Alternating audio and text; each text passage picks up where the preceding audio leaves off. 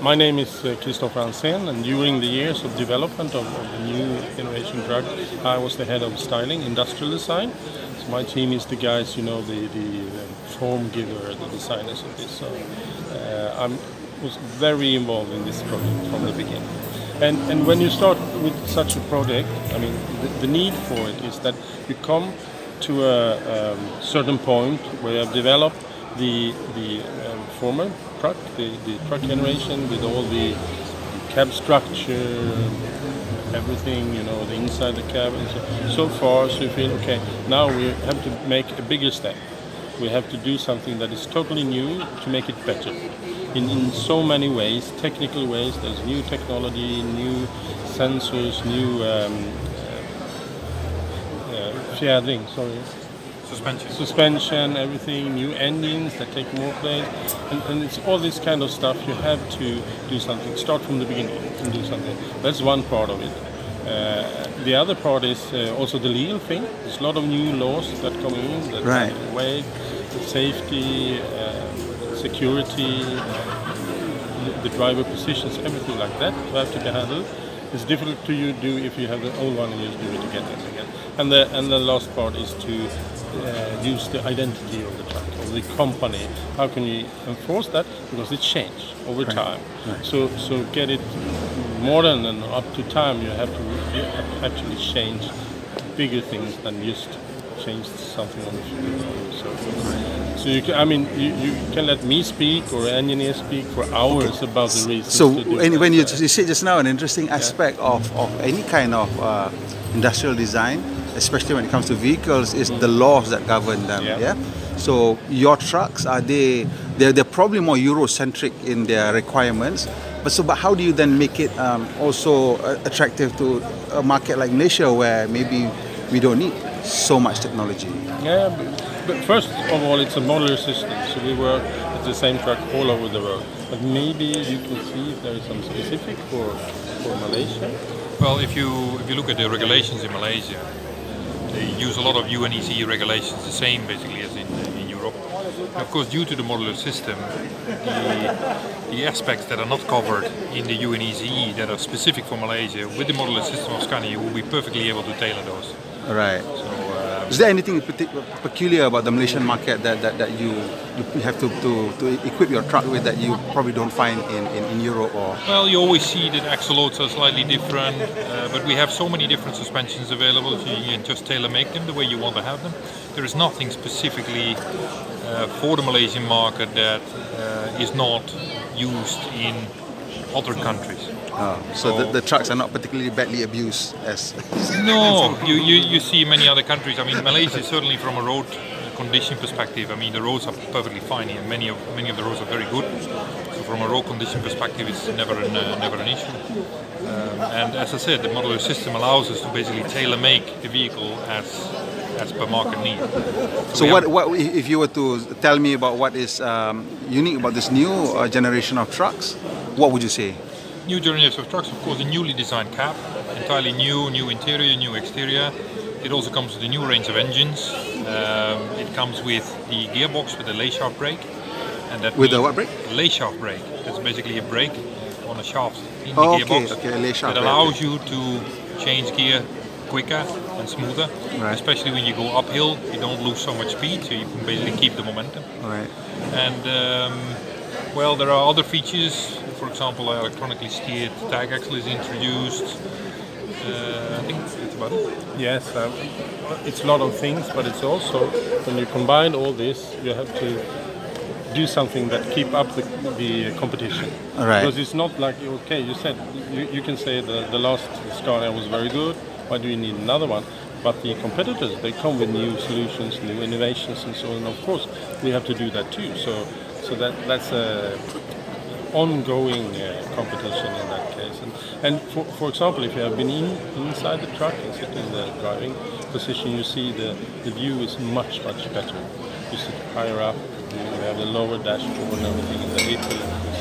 And that is a certain quality that you can't do with the old structure or the old cab just painted.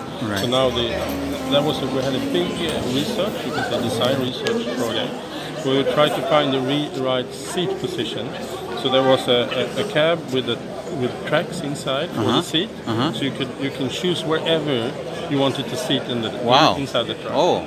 And then we position with, let's say, 5 different positions, and you let maybe 20, 50 different drivers drive it, and you have one position, and they drive through a test track. Right. And then you can afterwards exactly measure which position made the best result. And the best position was to put the driver as close to the closest A-pillar as possible. As close to the A-pillar as possible? Or actually closest to the corner. To the right. So sit in the middle. That a lot of futuristic project is done. It's not the best. If you sit by the corner, you know where the end is, and then you know you have 2.5 meters to the other side. It allows them to better guess where the edges of the truck are. Okay. Exactly. So the precision of driving was much better the closer you sat to the corner. So that's a typical thing. How long did you have to study to figure out that one? Oh, that was not just that thing was not so long. It was a test. Maybe it took half a year maximum. You have to prepare a new cab, a cab with a test. Initially, what was the reason for carrying out that little study? Is it just to figure out? As a designer and as engineers, we have to what can we do better? What can we improve? There is a problem with precision for every truck driver, to know exactly so you don't hit the corners, the mirrors and so on. And so can we do that better? And we tried that out. The result could have been like, no, we can't. It's good enough, or it's super already. But we find out the closer you come to the corner, the better you drive. So then we develop it. So that's our design process. You test different things. You not only go for one solution, you always do several solutions, and then you test them and you find this was the best. So all these features obviously add up in terms of the price of the truck, right? And Scania, as a European brand, the truck prices are not they're not the cheapest. So how do you maintain an edge? Well, it's all about total operating economy. Of course. What does that mean, total operating economy? Total operating economy is basically the balance between your revenue and your earnings. Right. So what is the bottom line? And of course, a European truck, and Scania in this case, you pay a little bit more upfront, but you save a lot of fuel over time. Right. So it is important. What kind of how many years before you make up that savings in terms of the price? Well, it depends very much on your mileage. We see, of course, on long haulage, container, general cargo, as well as on coaches, you see that the payback, the return on investment is very short. I mean, most of these people are doing on long haulage 150,000 kilometers, and on coaches sometimes even 300,000 a year. 300,000 a year. Yeah. Then that means that all these 300,000 kilometers you're earning back. Right. So the more you drive, the quicker you are. Right. Let's say top 3 things that you want to talk about. If you go a little bit to the side and look at the truck, talking about design. Excellent. Let's go. To the side here, you see what I was talking about then. You have this leaning forward feeling. It's not. I mean, if you have a sports car, you mentioned that before. You're leaning backwards. Yes. Wow, it's so fast. Right. But this one is not going faster than 80, 90 kilometers per hour. Right. And then it's dragging.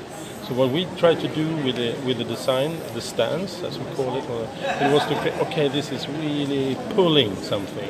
I see. You have a totally straight, almost leaning forward front. Right. And you have the lines here on the side, especially this line that goes up. Instead of you have just a straight line down, you have this line, and this is pointing down straight to that corner.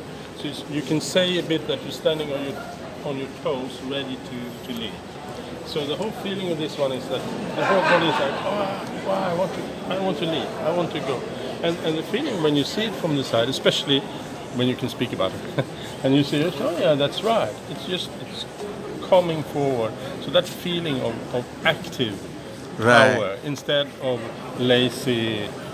But here's the thing, we didn't realize that was intentional. We just thought because it's a truck, therefore it's upright and it's always slanted a little bit like that because of the load.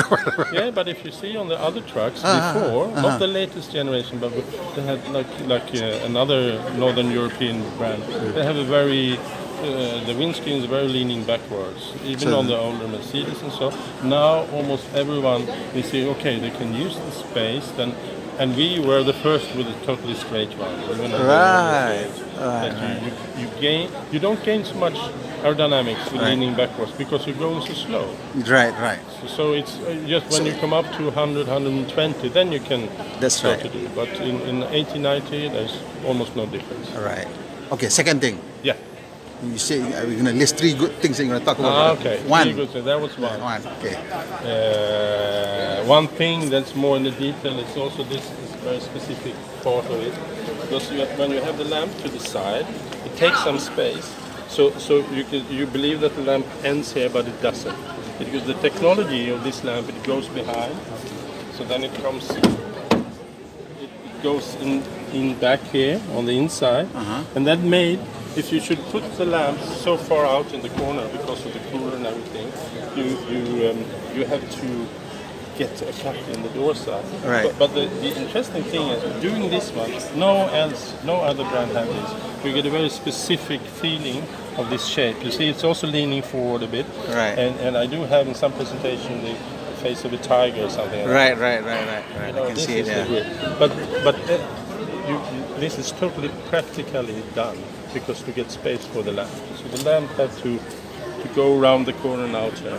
And instead of just cut everything off, we made this the tiger mouth. Right. So that's some very specific.